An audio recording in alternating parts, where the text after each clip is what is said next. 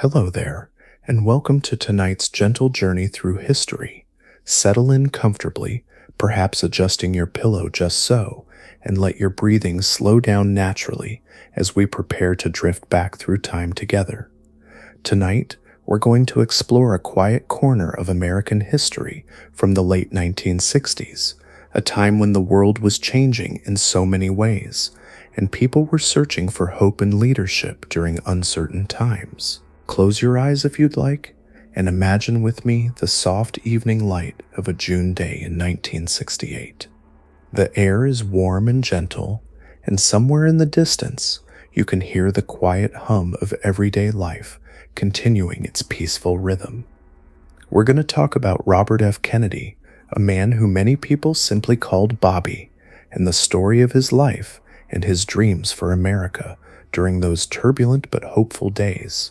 Let your mind wander back with me to a time when television sets were smaller and families gathered around them each evening, when cars had different shapes and colors, when the music drifting from radios had a different sound.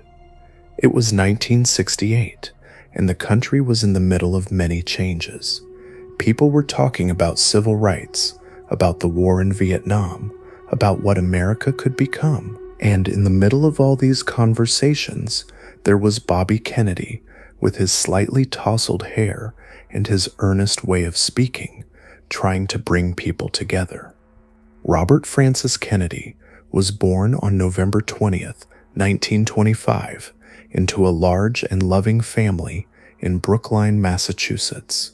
Picture, if you will, a big house filled with the sounds of children laughing and playing, where dinner conversations were lively and full of ideas about making the world a better place. Bobby was the seventh of 9 children, and he grew up in a household where everyone was encouraged to think about how they could serve others and contribute to their community. As a young boy, Bobby was smaller than his older brothers, but he made up for his size with determination and a quiet intensity that would follow him throughout his life.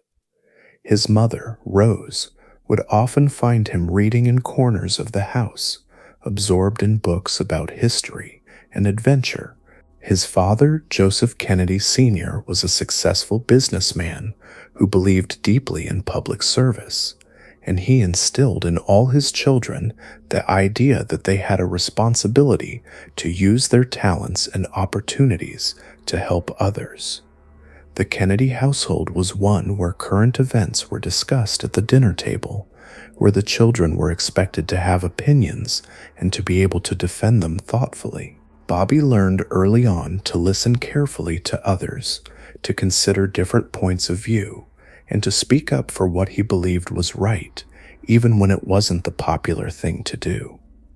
During his school years, Bobby was known for his loyalty to his friends and his willingness to stand up for anyone who was being treated unfairly.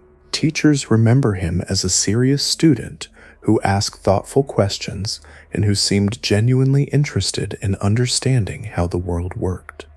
He wasn't the most naturally gifted athlete like some of his brothers, but he worked harder than almost anyone else, staying late after practice and never giving up, even when things were difficult. When World War II was raging, Bobby was still too young to serve, but he watched as his older brother Joe Jr.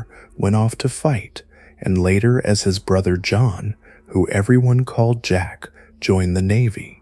The war years were times of uncertainty for the Kennedy family, as they were for families all across America. Rose Kennedy would gather her children around the radio in the evenings to listen to news from overseas, and Bobby learned to understand that the world was much larger than their comfortable home in Massachusetts, and that events far away could touch the lives of ordinary people in profound ways. After the war ended, Bobby went on to Harvard University, where he studied government and history. College life in the late 1940s had a different rhythm than it does today. Students dressed more formally, relationships between young men and women were more structured, and there was a sense that young people were preparing to step into roles of responsibility in a world that had been changed forever by the war. At Harvard, Bobby continued to be known for his intensity and his commitment to fairness. He played football not because he was particularly large or fast, but because he loved the teamwork and the challenge.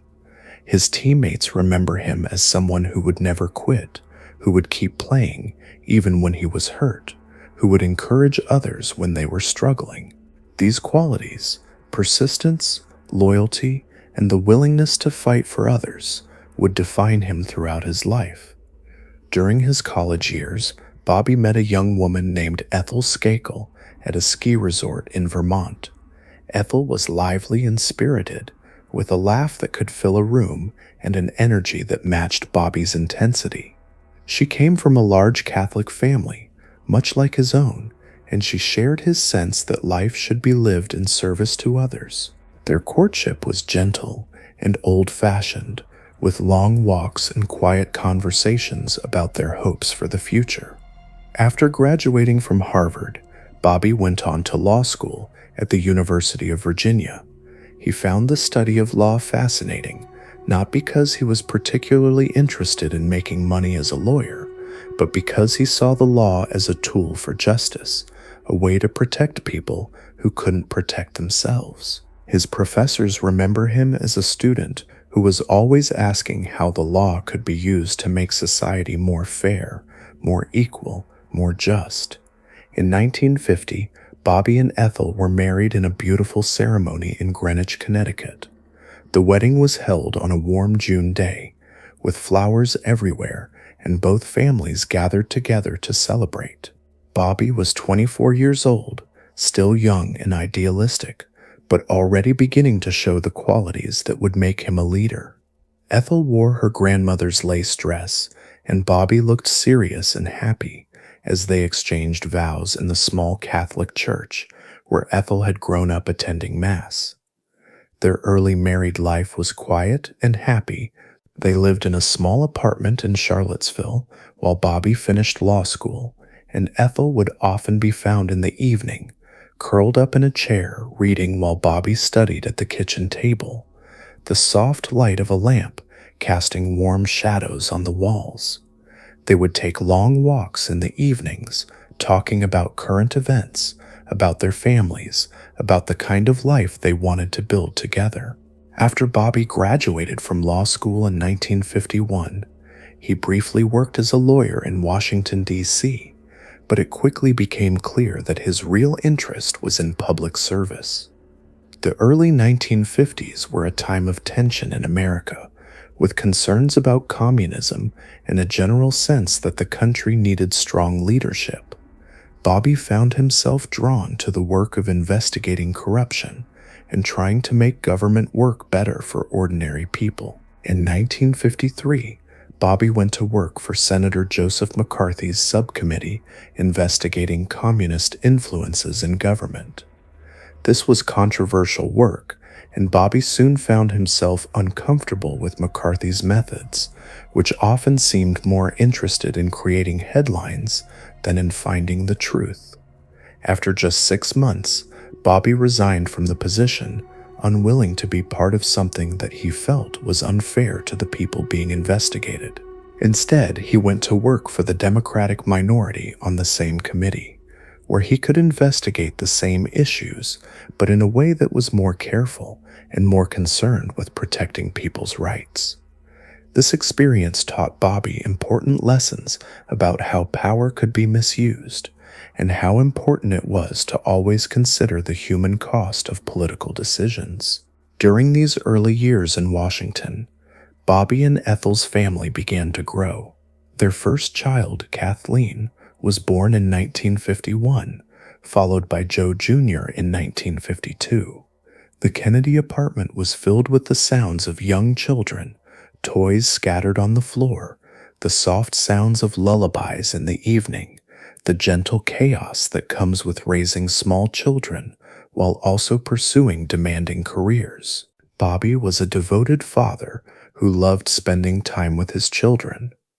Colleagues remember him leaving the office promptly at the end of the day to go home for dinner with his family, and neighbors recall seeing him in the yard in the evenings playing catch with his young son or pushing his daughter on a swing he had hung from a tree in their small backyard.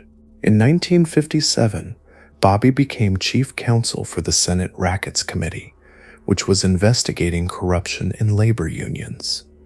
This work brought him into contact with some of the most powerful and dangerous people in America, but Bobby approached it with the same intensity and commitment to fairness that he brought to everything else. He worked long hours, reading through thousands of pages of documents, interviewing witnesses, trying to understand how organized crime was affecting ordinary working people.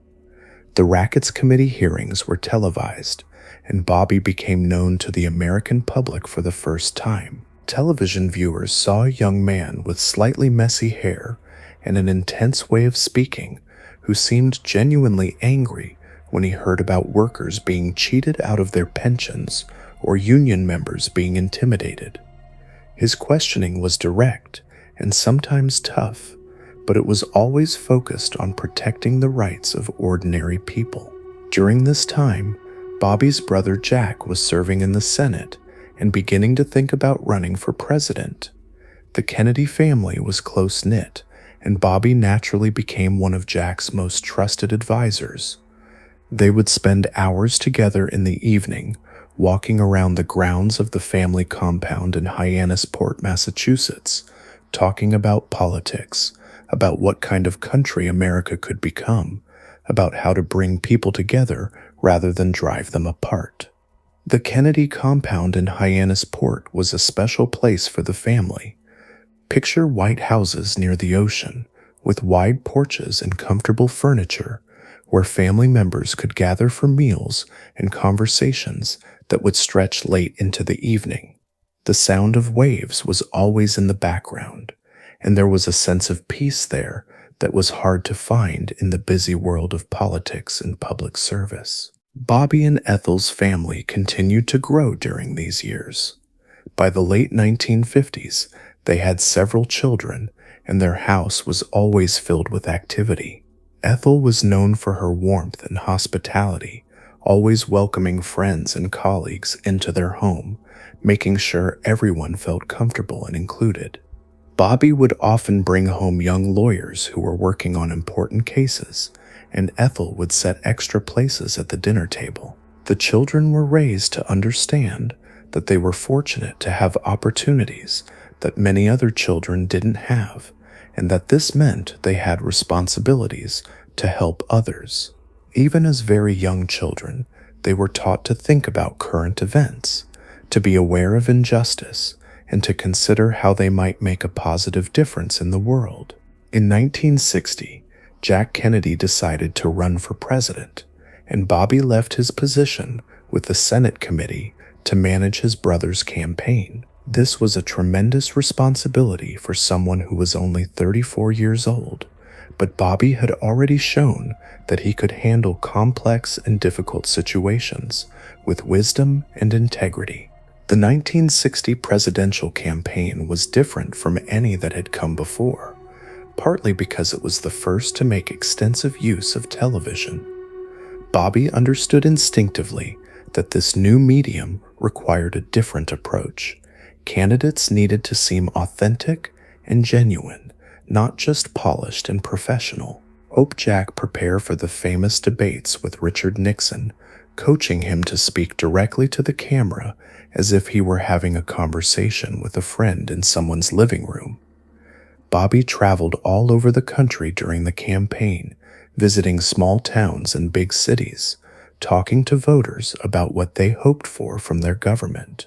He was particularly drawn to communities where people were struggling, poor rural areas, inner cities where families were working hard but still having trouble making ends meet, places where the American dream seemed out of reach for too many people.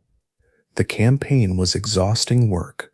Bobby would be up before dawn, traveling from one city to another, attending rally after rally, meeting with local political leaders, always trying to understand what ordinary people needed from their government. But he loved it because he could see how much hope people had for change, how much they wanted to believe that government could work for them instead of against them.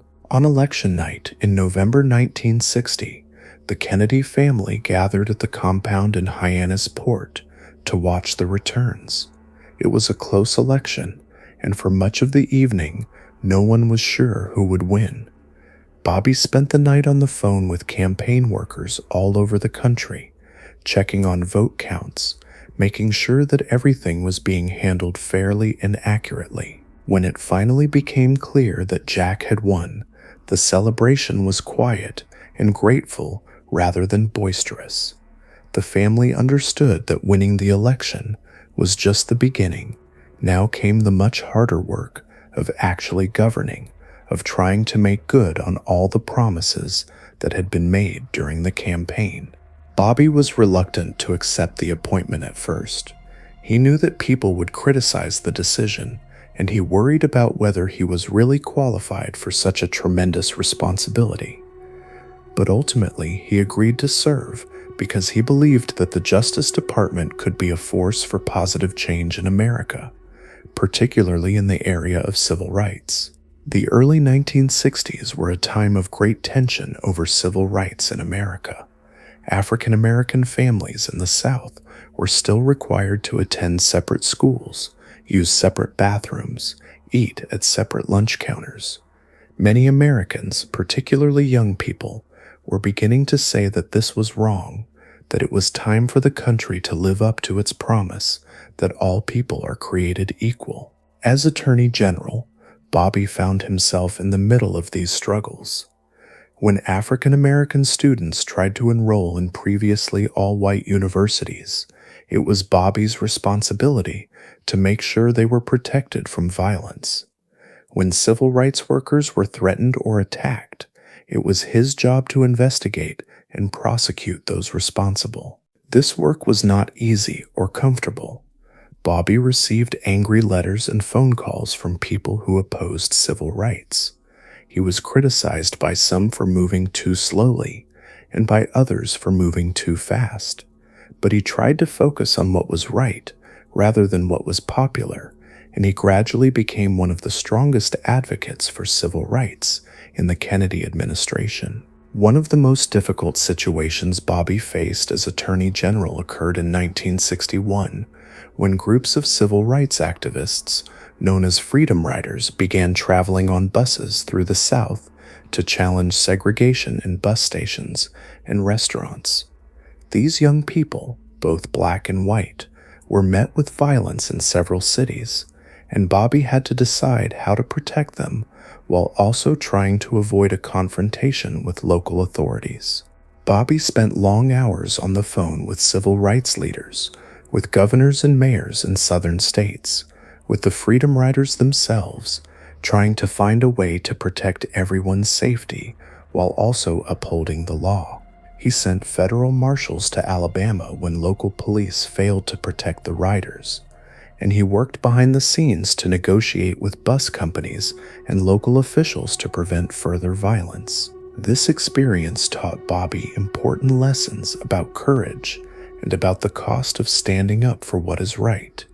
He saw young people who were willing to risk their own safety to challenge unjust laws, and he was inspired by their bravery and their commitment. He also learned that change is often slow and difficult, and that doing the right thing sometimes requires making decisions that are unpopular with many people. Throughout this period, Bobby continued to be a devoted family man. He and Ethel had more children. Michael was born in 1958, Carrie in 1959, Christopher in 1963. Their house in Virginia was always filled with the sounds of children playing, dogs barking, friends dropping by for dinner. Bobby loved to play touch football with his children in the backyard, and he would often take them on hiking trips in the Virginia mountains, teaching them about nature and about the importance of conservation. The Kennedy family had a tradition of gathering for meals whenever possible, even when their schedules were incredibly busy. Bobby would try to be home for dinner most evenings, and these family meals were times for everyone to share what had happened during their day, to discuss current events, to enjoy each other's company. The children were encouraged to ask questions about anything they didn't understand, and Bobby and Ethel would patiently explain complex issues in ways that young people could grasp. Bobby was also deeply religious, and his Catholic faith was an important source of strength and guidance for him throughout his life. He attended Mass regularly, often taking his children with him, and he found in his faith a framework for thinking about justice and compassion. He believed that everyone was a child of God and deserved to be treated with dignity and respect, regardless of their race, their economic circumstances, or their background. In 1962, Bobby faced another major crisis when James Meredith, an African-American Air Force veteran, tried to enroll at the University of Mississippi. The governor of Mississippi and many white residents of the state were determined to prevent this from happening, and the situation quickly became tense and dangerous. Bobby worked around the clock to find a peaceful solution. He spoke with Governor Ross Barnett many times, trying to convince him to allow Meredith to enroll without violence. He coordinated with federal marshals and military personnel to ensure that they would be ready to protect Meredith if necessary. Most importantly, he tried to communicate to everyone involved that this was about upholding the law and the Constitution, not about federal power versus state power. Despite Bobby's efforts, violence did break out on the University of Mississippi campus. Federal marshals were attacked with rocks and bottles, shots were fired, and 2 people died in the rioting. Bobby spent the entire night in his office at the Justice Department, coordinating the federal response and trying to restore order. It was one of the most difficult nights of his career because he felt responsible for the safety of everyone involved: the federal marshals, James Meredith, even the protesters who opposed integration. But James Meredith did enroll at the University of Mississippi, and he graduated in 1963. Years later, Bobby would say that helping to integrate the University of Mississippi was one of the things he was most proud of during his time as Attorney General, because it helped move the country closer to the ideal of equal opportunity for everyone.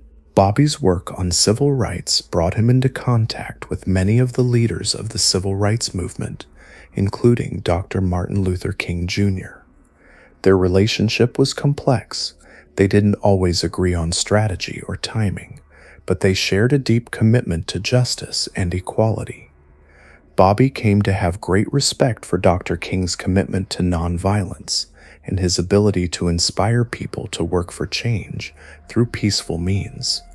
In private conversations, Dr. King would sometimes express frustration with how slowly change was coming, and Bobby would listen carefully, trying to understand the perspective of someone who faced discrimination every day.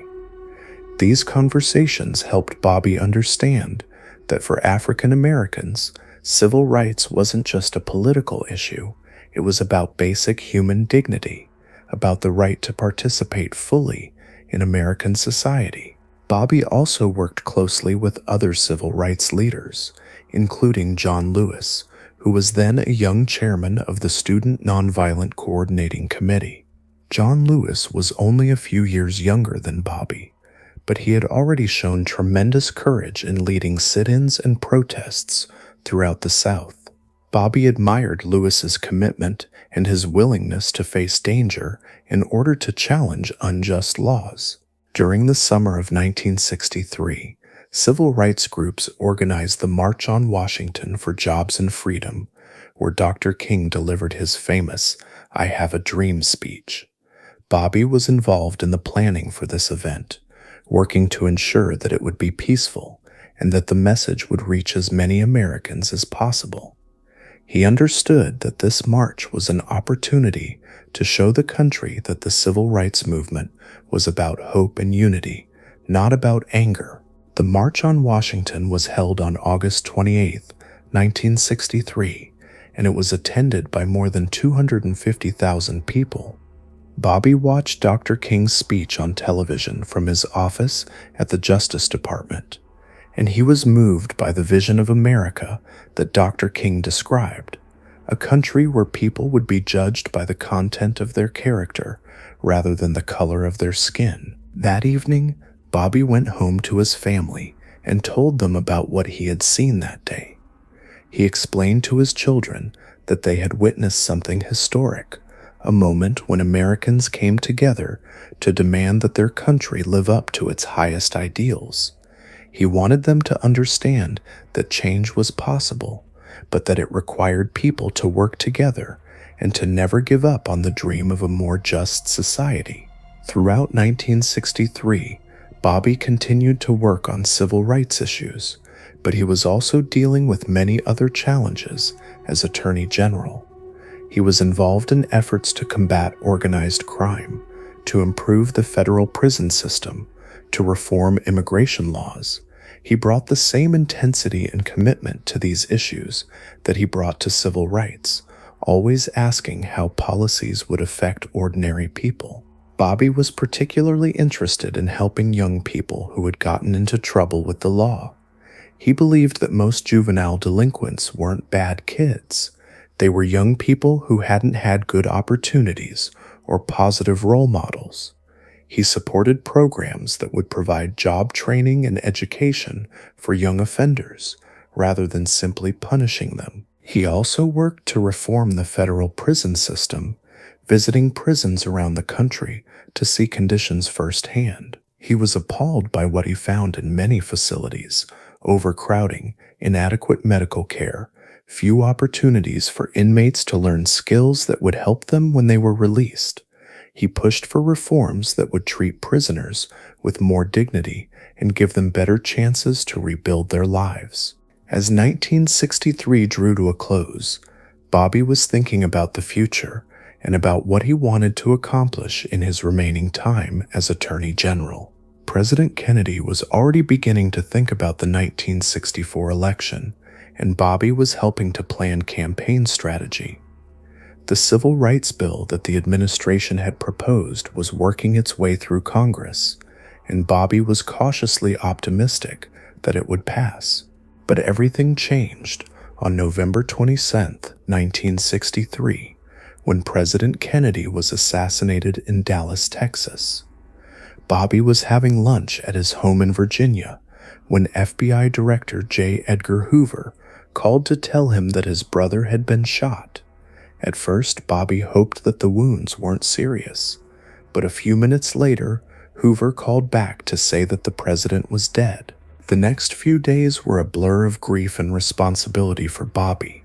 He had to help coordinate the investigation into the assassination, assist with funeral arrangements, and support his sister-in-law Jackie Kennedy during the most difficult time of her life.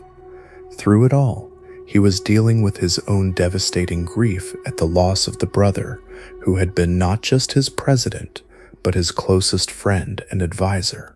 The funeral for President Kennedy was held on November 25, 1963, and it was watched by millions of people around the world. Bobby walked behind the coffin with other family members, his face a mask of grief and determination.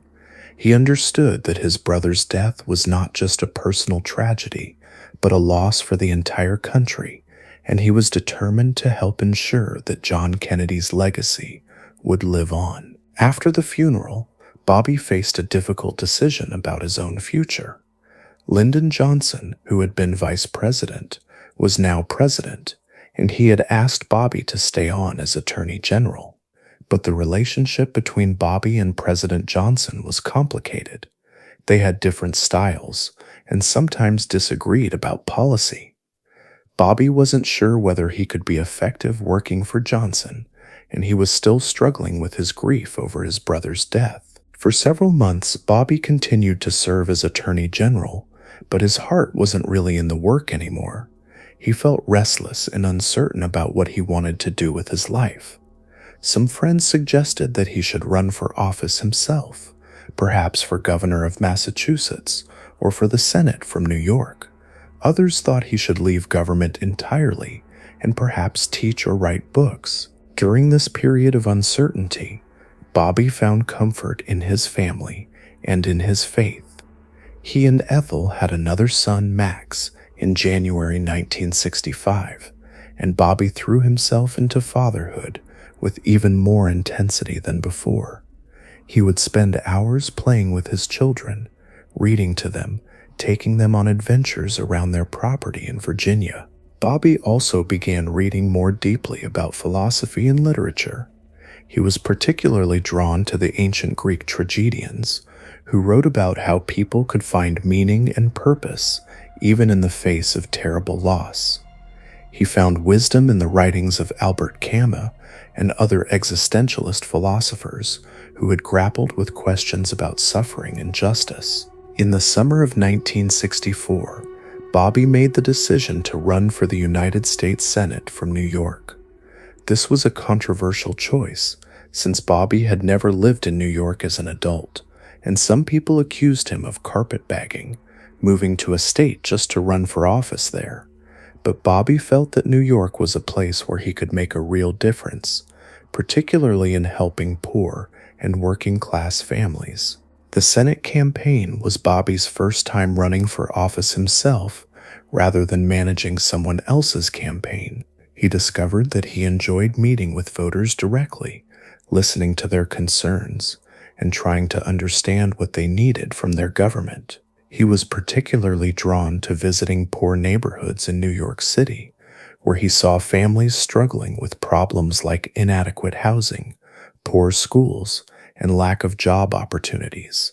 During campaign stops in Bedford-Stuyvesant, Harlem, and other predominantly African-American neighborhoods, Bobby was struck by the gap between the promise of the civil rights movement and the reality that many black families still faced.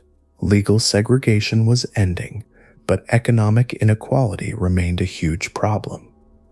Bobby began to think about how government policy could address these deeper issues of poverty and lack of opportunity. Bobby won the Senate election in November 1964, and he was sworn in as a senator in January 1965. He was now 39 years old, and for the first time in his adult life, he was working in a job that wasn't directly connected to his family's political ambitions. This gave him a new kind of freedom to focus on the issues that he cared about most deeply. As a senator, Bobby quickly established himself as an advocate for the poor and disadvantaged. He served on the Labor and Public Welfare Committee, where he worked on issues like education, health care, and job training. He was particularly interested in programs that would help young people from poor families get the skills and opportunities they needed to build better lives for themselves. Bobby also became involved in efforts to combat poverty in rural areas, particularly in Appalachia and the Mississippi Delta. He traveled to these regions regularly, visiting families in their homes, talking to local leaders, trying to understand why poverty persisted in some parts of America, even as the overall economy was growing. One trip that particularly affected Bobby was a visit to the Mississippi Delta in 1967. He saw families living in shacks without running water or electricity, children who were malnourished and had never seen a doctor, elderly people who had worked hard all their lives but had no savings or pensions. He was shocked that such conditions could exist in the wealthiest country in the world. After returning from Mississippi, Bobby gave a speech on the Senate floor describing what he had seen. He spoke quietly and simply about the families he had met, about children who were hungry and adults who couldn't find work. He called on his fellow senators to recognize that poverty wasn't just a problem for the people who experienced it directly, it was a problem for the entire country, because it meant that America wasn't living up to its promise of opportunity. Bobby's work on poverty issues brought him into contact with many activists and community organizers who were working at the grassroots level to help their neighbors. He was impressed by people like Cesar Chavez, who was organizing farm workers in California, and Marion Wright, who was working to improve conditions for poor children in Mississippi. These relationships taught Bobby that the most effective anti-poverty programs were often those that were developed by poor people themselves, rather than imposed from Washington. During his time in the Senate, Bobby also became increasingly concerned about the war in Vietnam. His brother John had sent the first American military advisors to Vietnam, and President Johnson had greatly expanded American involvement in the conflict. By 1967, more than 500,000 American troops were fighting in Vietnam, and the war was becoming increasingly unpopular with many Americans. Bobby's position on Vietnam was complicated. He had supported his brother's initial involvement in the conflict, and he understood the strategic arguments for trying to prevent the spread of communism in Southeast Asia. But he was increasingly troubled by reports of civilian casualties and by the fact that the war seemed to be escalating without any clear plan for victory or withdrawal. Bobby began speaking more critically about Vietnam policy, arguing that the United States needed to find a diplomatic solution to the conflict rather than continuing to rely primarily on military force. He called for negotiations with North Vietnam and for a greater emphasis on helping South Vietnam build effective political institutions. These positions put Bobby at odds with President Johnson, who saw Bobby's criticism as a personal betrayal. The relationship between the two men, which had never been warm, became increasingly tense. Johnson's supporters accused Bobby of opposing the war only because he wanted to challenge Johnson for the Democratic presidential nomination in 1968. Bobby was indeed thinking about running for president in 1968, but his motivations were more complex than his critics suggested. He was genuinely concerned about the direction of the country, the war in Vietnam, the persistence of poverty, the racial tensions that continued to divide Americans. They believed that the country needed new leadership and a new vision for how to address these challenges. The decision about whether to run for president was agonizing for Bobby. He knew that challenging a sitting president from his own party would be difficult and divisive. He also knew that his family had already sacrificed a great deal for public service, and that a presidential campaign would mean even more time away from Ethel and his children. But by early 1968, Bobby was becoming convinced that he had a responsibility to offer voters an alternative to Johnson's policies. The war in Vietnam was escalating, cities were experiencing riots and unrest, and many Americans seemed to be losing faith in their government's ability to solve problems. The event that finally convinced Bobby to enter the presidential race was the Tet Offensive in Vietnam in January 1968.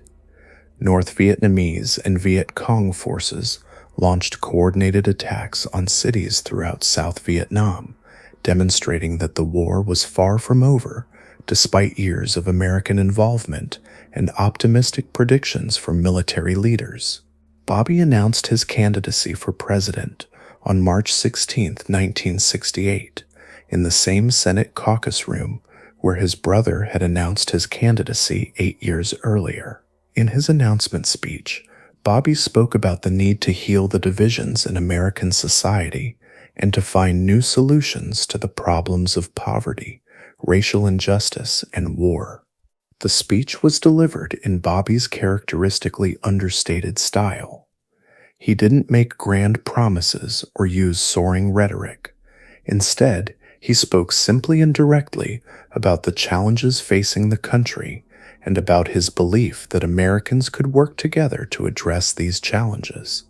He talked about the need to listen to young people who were protesting the war, to African Americans who were demanding equal treatment, to poor people who were asking for a fair chance to improve their lives. Bobby's entry into the presidential race changed the entire dynamic of the 1968 Democratic primary. Senator Eugene McCarthy of Minnesota had already been challenging Johnson, primarily on the issue of Vietnam, and he had shown surprising strength in the New Hampshire primary. Bobby's candidacy added another anti-war voice to the race, but it also brought broader appeal because of his work on civil rights and poverty issues. The primary campaign was intense and sometimes bitter. McCarthy supporters accused Bobby of opportunism, arguing that he had only entered the race after McCarthy had shown that Johnson was vulnerable. Johnson's supporters portrayed both McCarthy and Bobby as naive about foreign policy and unrealistic about the challenges of governing. But Bobby found that he loved campaigning, particularly when he could speak directly to voters about the issues that mattered to them. He was most comfortable in small groups where he could listen to people's concerns and respond thoughtfully. He was less comfortable with large rallies and formal speeches, although he gradually improved at these as the campaign progressed. One of Bobby's most memorable campaign appearances was at the University of Kansas in March 1968, just after he announced his candidacy. The speech was given to a packed auditorium of students, many of whom were opposed to the war in Vietnam and skeptical of all politicians.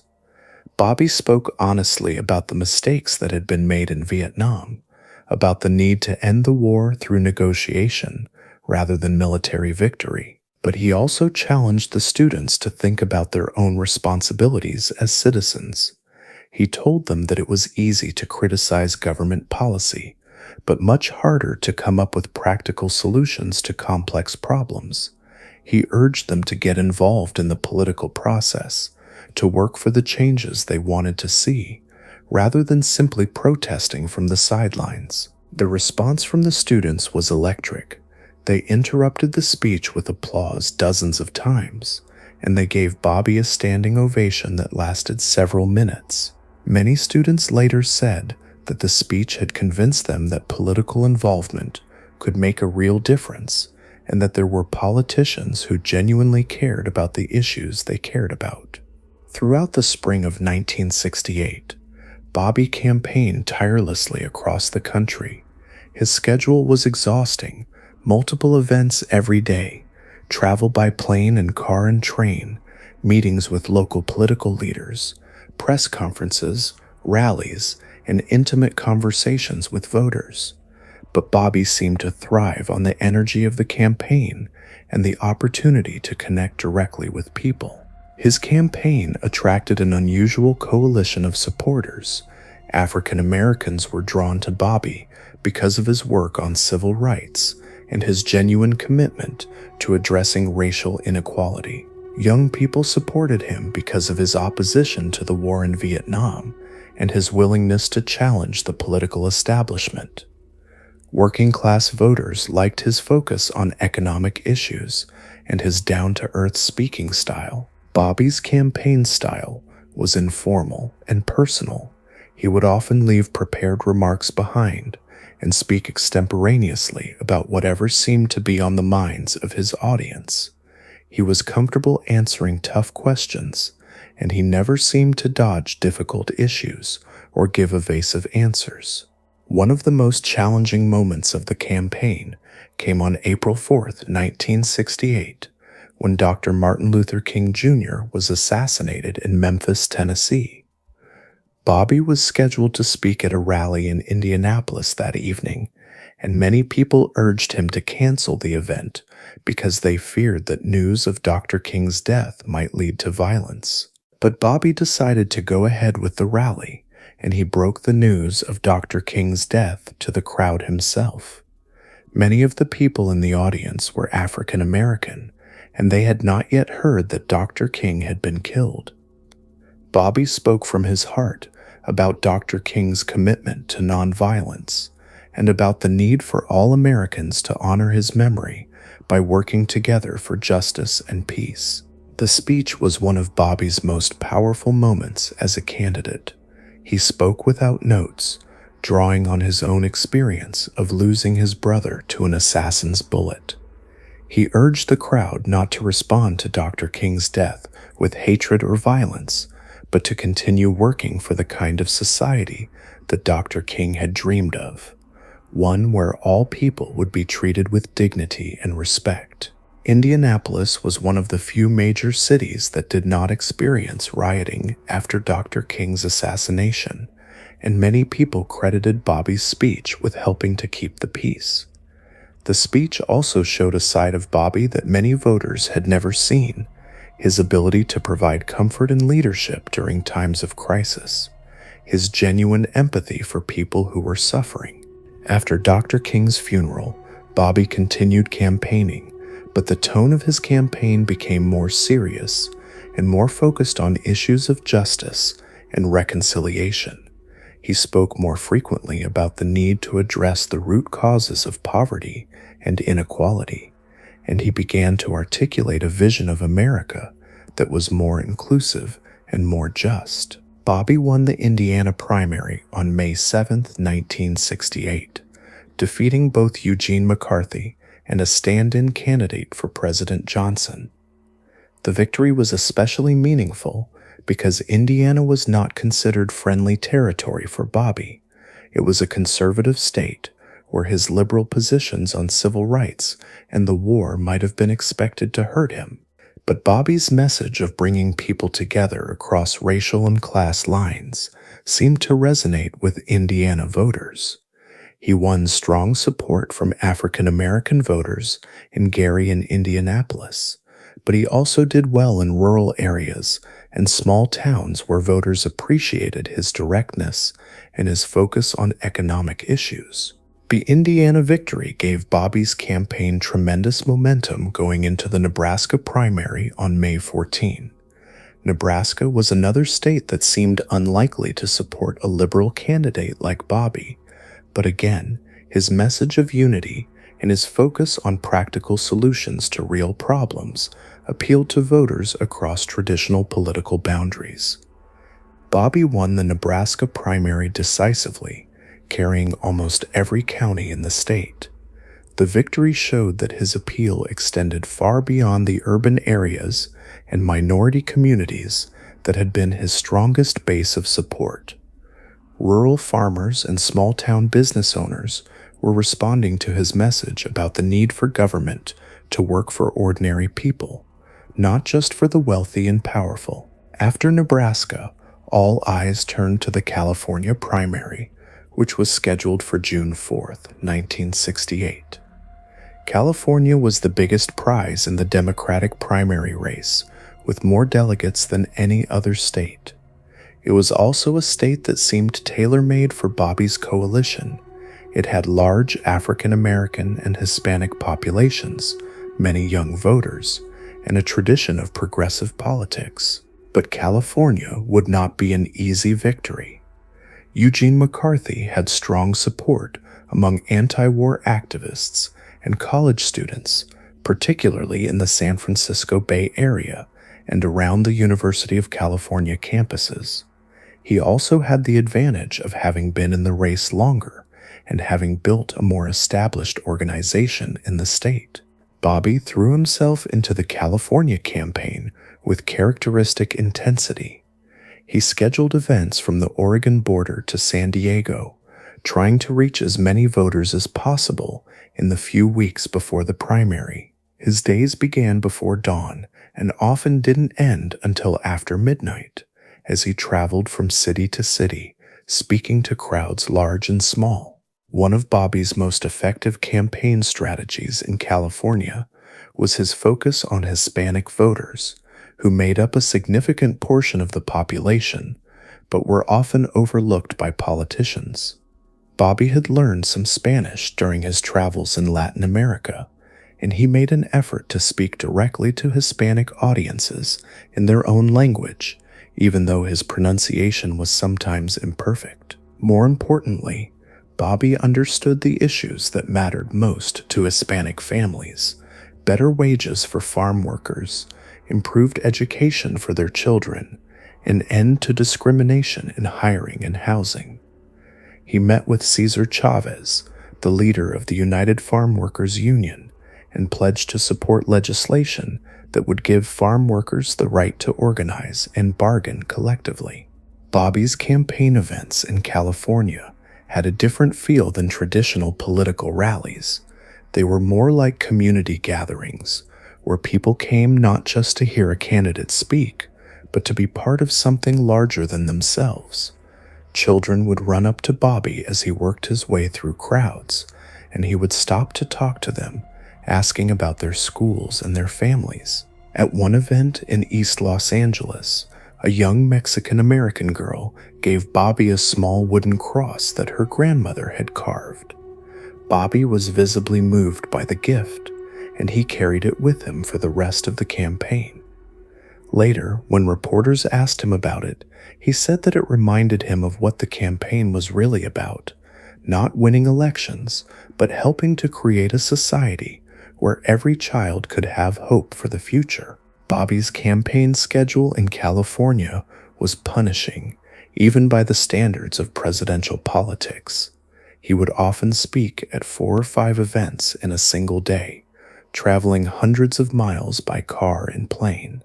His staff worried about his exhaustion, but Bobby seemed energized by the contact with voters and by the positive response his message was receiving. During the final week of the California campaign, Bobby's events grew larger and more enthusiastic. At the University of California at Berkeley, thousands of students packed an outdoor amphitheater to hear him speak about the war in Vietnam and the need for young people to stay engaged in the political process. At a rally in Watts, the Los Angeles neighborhood that had been the site of major riots in 1965, Bobby spoke about the need to address the economic problems that had contributed to the unrest. But perhaps Bobby's most moving appearance during the California campaign was at a small Catholic church in East Los Angeles, where he spoke to a congregation that was primarily made up of farm workers and their families. Bobby talked about his own faith and about how it had sustained him through difficult times. He spoke about the Catholic Church's teaching on social justice and about the responsibility that all people have to care for their neighbors. After the church service, Bobby stayed for nearly an hour, talking individually with members of the congregation. An elderly woman told him about her grandson who was serving in Vietnam, and Bobby listened carefully, asking questions about the young man and expressing his hope that the war would end soon. A farm worker showed Bobby his hands, which were scarred from years of labor in the fields, and Bobby spoke about his commitment to improving working conditions for agricultural workers. As the California primary approached, polls showed the race between Bobby and McCarthy to be very close. Both candidates were making their final appeals to voters, and both were expressing cautious optimism about their chances. Bobby's campaign team was particularly encouraged by the large crowds at his events and by the enthusiasm of his supporters. On the morning of June 4, 1968, Bobby voted early at a polling place near his hotel in Los Angeles. He was accompanied by Ethel, who was pregnant with their 11th child, and by several of their older children who were spending the summer traveling with the campaign. After voting, Bobby returned to his hotel to rest and wait for the results. The Kennedy family had rented a suite at the Ambassador Hotel in Los Angeles, which served as the campaign headquarters for the day. The hotel was a grand old building from the 1920s, with elegant public spaces and a ballroom where Bobby planned to address supporters after the polls closed. The ambassador had hosted many political events over the years, and it seemed like an appropriate place for what everyone hoped would be a victory celebration. By early evening, it was clear that Bobby had won the California primary. The victory was not as large as some had hoped, but it was decisive enough to give Bobby a significant boost in delegates and momentum going into the Democratic National Convention.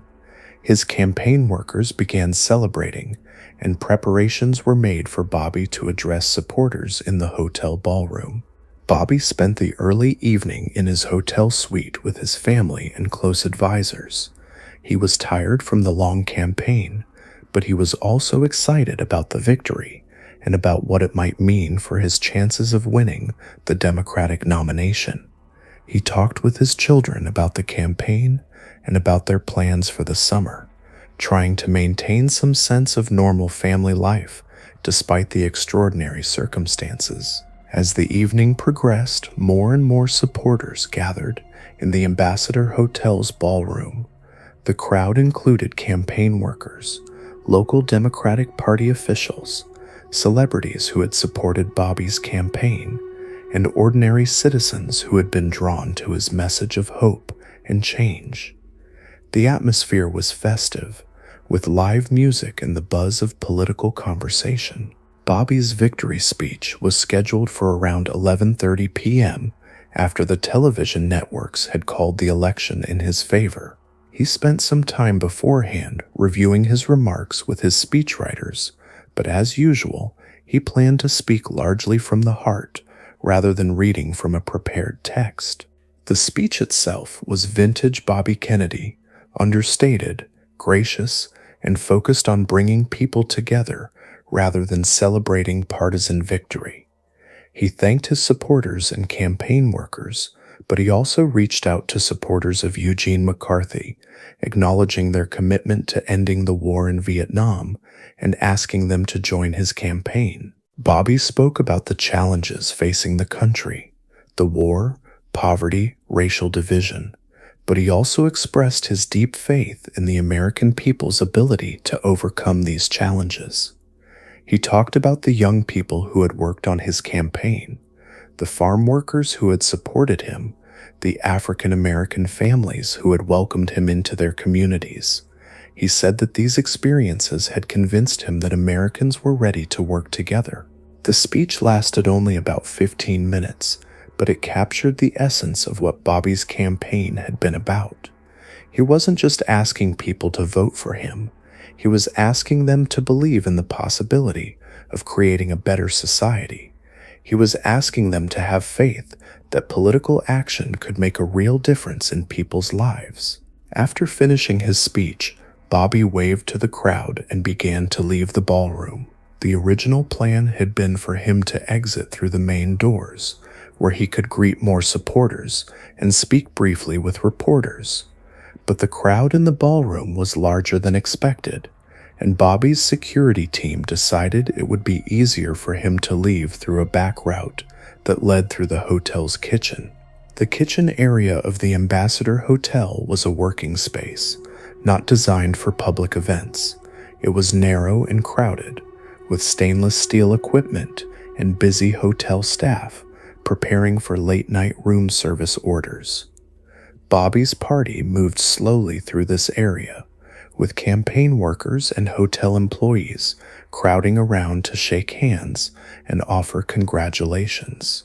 Bobby was in a good mood as he moved through the kitchen, stopping to talk with hotel workers and thanking them for their hospitality during the campaign. He shook hands with dishwashers and cooks, many of whom were Hispanic immigrants who had been drawn to his campaign because of his support for workers' rights.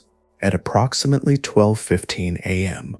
on June 5, 1968, as Bobby was making his way through the kitchen area, a young man stepped forward from the crowd. His name was Sirhan Sirhan, and he was a 24-year-old Palestinian immigrant who had become obsessed with Bobby Kennedy's support for Israel during the recent Six-Day War. What happened next changed the course of American history. Sirhan fired a small revolver at Bobby from close range. The first shot hit Bobby in the head, and as he fell to the floor, Sirhan continued firing, wounding several other people who were in the kitchen area. The scene that followed was one of chaos and confusion.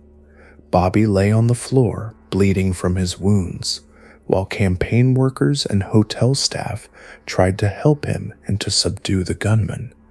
Ethel Kennedy pushed through the crowd to reach her husband, kneeling beside him and cradling his head while they waited for paramedics to arrive. Bobby was conscious for a few minutes after the shooting, and witnesses later said that he asked about the other people who had been wounded, showing his characteristic concern for others, even in his own moment of crisis.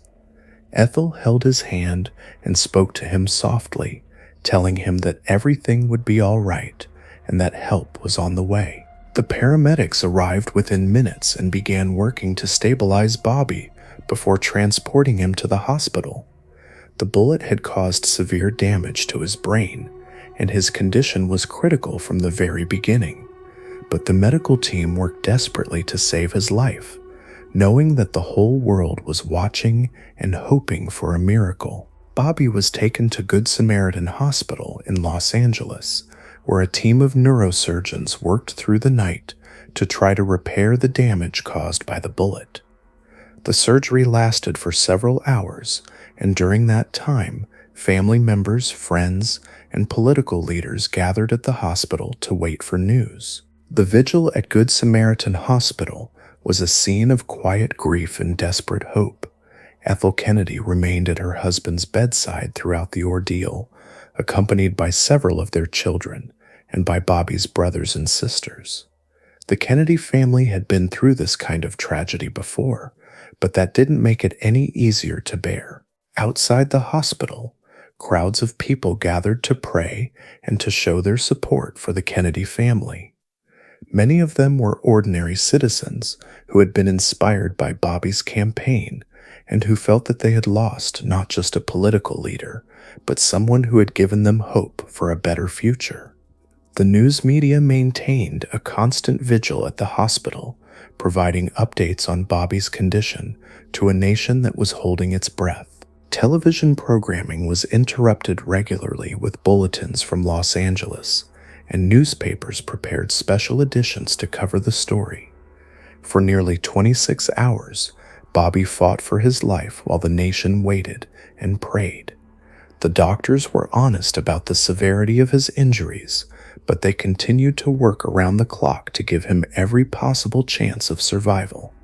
Family members took turns sitting with him, talking to him, hoping that somehow their voices might reach him. During those long hours, people all over the world reflected on what Bobby Kennedy had meant to them and to the country.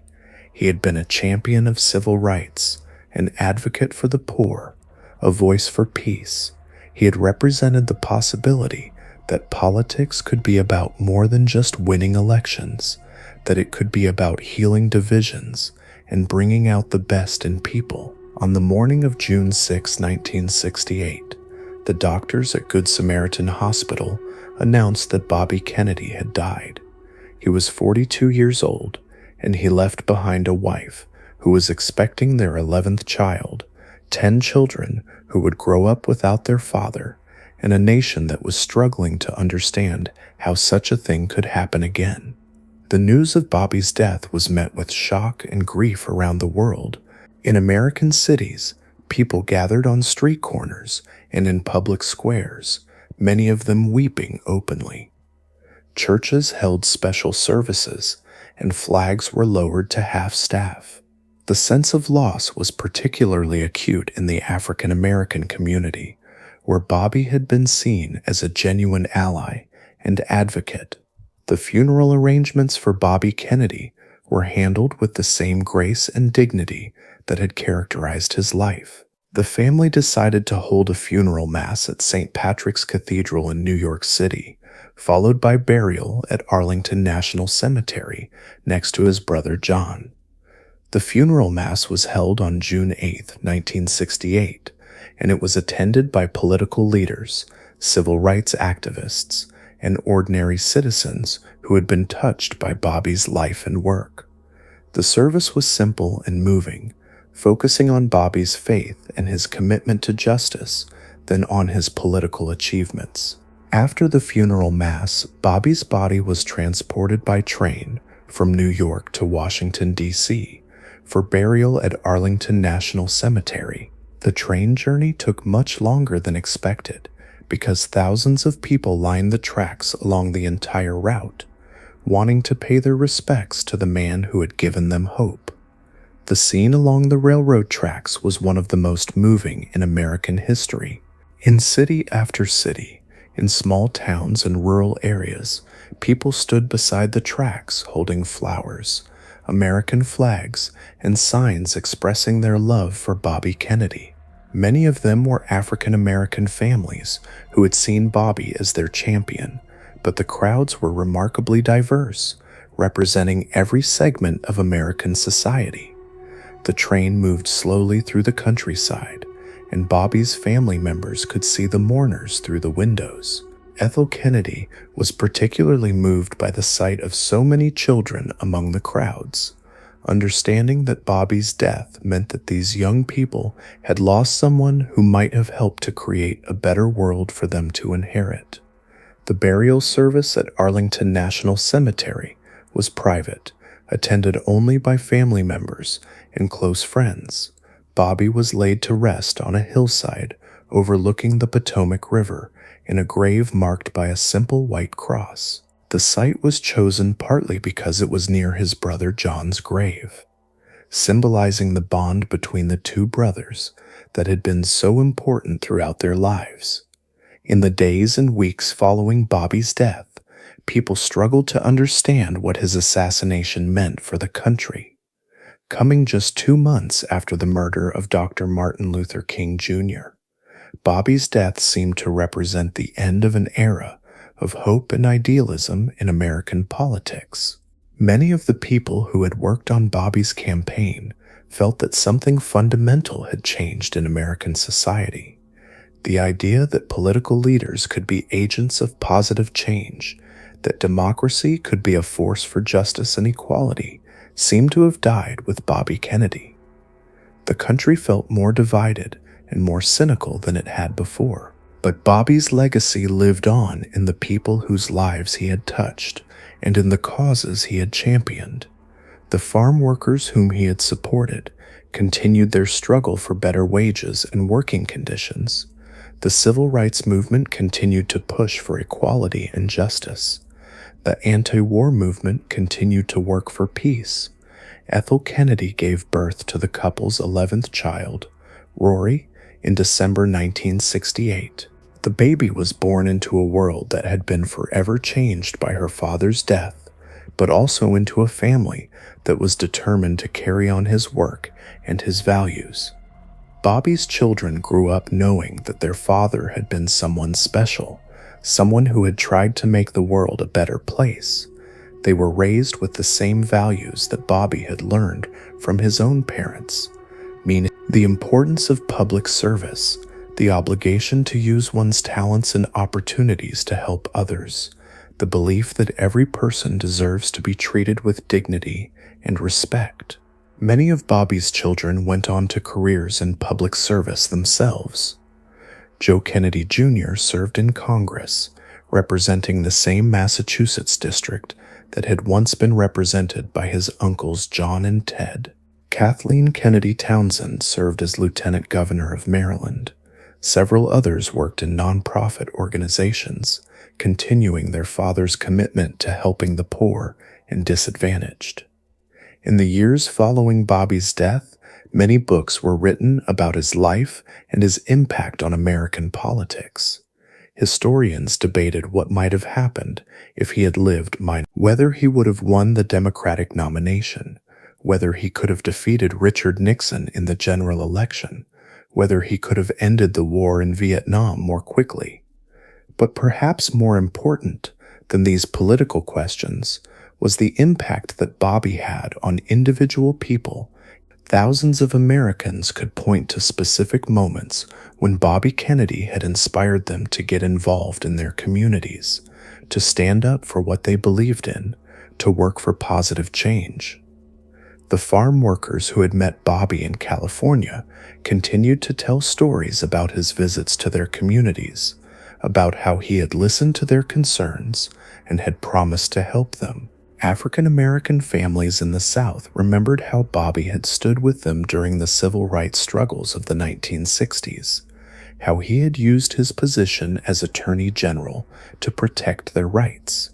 College students who had heard Bobby speak remembered his challenge to them to get involved in the political process, to work for the changes they wanted to see, rather than simply criticizing from the sidelines.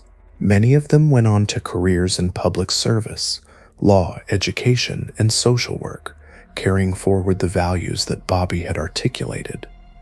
The hotel workers who had shaken Bobby's hand in the Ambassador Hotel kitchen on the night he died remembered his kindness and his genuine interest in their lives. Even in that moment of triumph, after winning the California primary, he had taken time to thank them for their work and to treat them with respect and dignity. Bobby's widow, Ethel, became a champion of human rights causes around the world.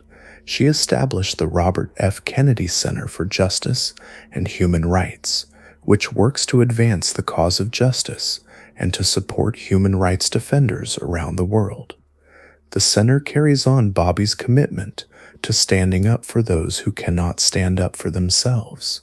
The center's work has taken it to some of the most troubled places on Earth, countries where people are fighting for basic human rights, where children are being denied education, where families are struggling to survive in the face of oppression and poverty. In each of these places, the center tries to embody the values that Bobby Kennedy represented: compassion, justice, and an unwavering commitment to human dignity. Over the years, many memorials have been erected to honor Bobby Kennedy's memory. Schools, parks, and government buildings have been named after him. But perhaps the most fitting memorial is the work that continues to be done by people who were inspired by his example. In communities across America, there are people working to register voters, to provide job training for unemployed workers, to improve conditions in schools, to help immigrants adapt to life in a new country. Many of these people trace their commitment to public service back to Bobby Kennedy's influence, to his belief that ordinary citizens have the power to make extraordinary changes in their communities.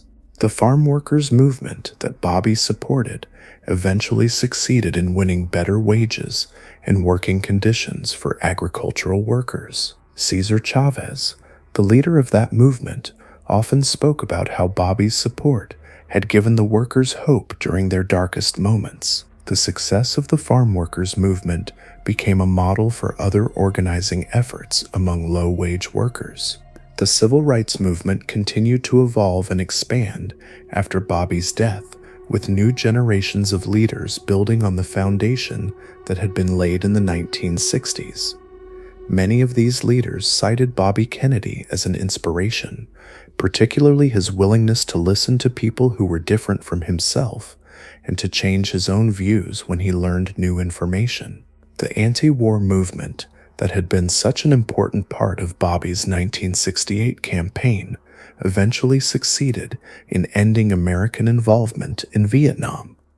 While the war continued for several more years after Bobby's death, the questions that he had raised about American foreign policy continued to influence debates about the proper role of military force in international affairs. Bobby's commitment to addressing poverty and inequality also lived on in various forms. The community action programs that he had supported as a senator continued to work in poor neighborhoods, helping families access education, health care, and job training. The idea that government has a responsibility to help those who are struggling economically became an accepted part of American political discourse. Perhaps most importantly, Bobby Kennedy's example continued to inspire people to believe that politics could be about more than just winning elections. His approach to public service, listening to people, treating everyone with respect, working for practical solutions to real problems, became a model for other politicians who wanted to make a positive difference. The 1968 Democratic National Convention, which was held in Chicago in August, was a chaotic and divisive event that highlighted how much the party had been changed by Bobby's death. Without his unifying presence, the convention became a battleground between different factions, and the eventual nominee, Hubert Humphrey, was unable to bring together the coalition that Bobby had been building. The general election of 1968 was won by Richard Nixon, who promised to bring the country together and to end the war in Vietnam. But Nixon's presidency was marked by continued division and controversy, and many Americans continued to wonder what might have been different if Bobby Kennedy had lived to become president. As the years passed, Bobby Kennedy's reputation continued to grow. He came to be seen not just as a politician who had been tragically cut down in his prime, but as someone who had represented the best possibilities of American democracy. His speeches were studied in schools. His approach to public service was held up as an example for young people entering politics. The questions that Bobby had raised about poverty, about racial justice, about America's role in the world remained relevant long after his death. Each new generation of Americans faced similar challenges, and many found inspiration in Bobby's belief that these problems could be solved if people were willing to work together. Bobby's family continued to be involved in public service for decades after his death. His brother Ted served in the Senate for nearly 50 years, often invoking Bobby's memory when advocating for healthcare reform, civil rights, and other progressive causes. The Kennedy family's commitment to public service became a multi-generational legacy, with Bobby's children and grandchildren following in his footsteps. The Robert F. Kennedy Center for Justice and Human Rights, established by Ethel Kennedy, became one of the world's leading human rights organizations. The center's work focused on the same issues that had motivated Bobby during his lifetime: defending the rights of the poor and powerless, challenging injustice wherever it was found, and working to create a more equitable world. The center's Human Rights Award, given annually to individuals who have shown courage in defending human rights, became one of the most prestigious honors in the field. Recipients have included Nelson Mandela, Václav Havel, and many other leaders who have fought for justice and freedom around the world. As we near the end of our gentle journey through Bobby Kennedy's life and legacy, it's worth reflecting on what made him such an enduring figure in American history. He was not perfect.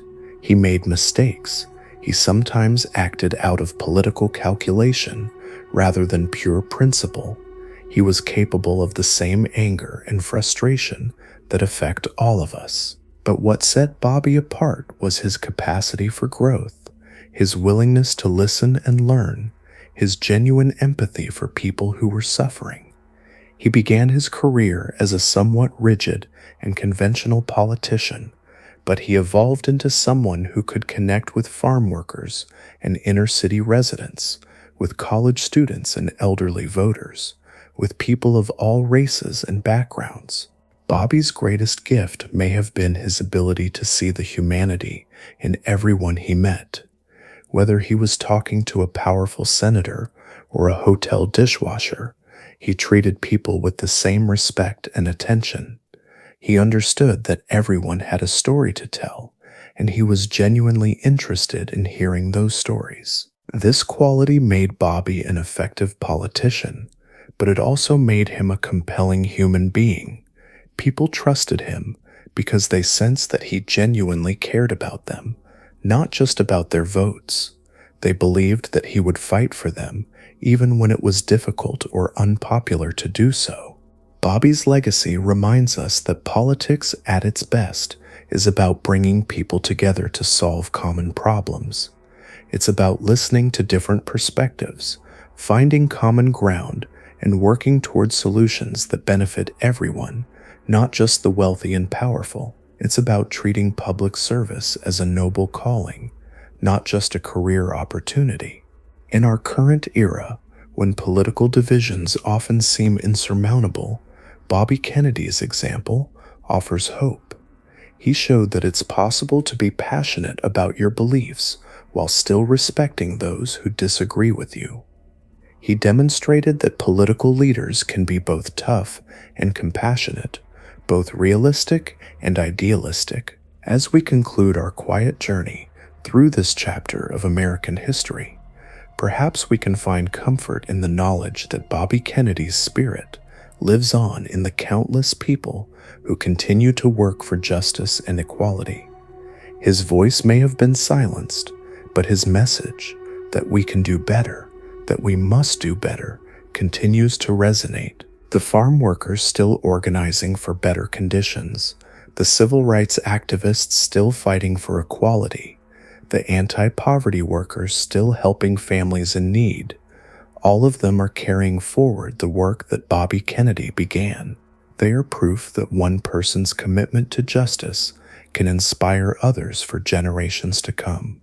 And so, as you drift off to sleep tonight, perhaps you can take comfort in knowing that somewhere, someone is working to make the world a little bit better, a little bit more just, a little bit more compassionate. Perhaps you can rest peacefully knowing that Bobby Kennedy's dream of a more perfect union continues to inspire people to work for positive change. Rest well, knowing that hope endures, that justice will prevail, and that the arc of history, though long, bends toward justice. Sleep peacefully with the gentle knowledge that even in the darkest times, there are always people working to bring light to the world. Good night.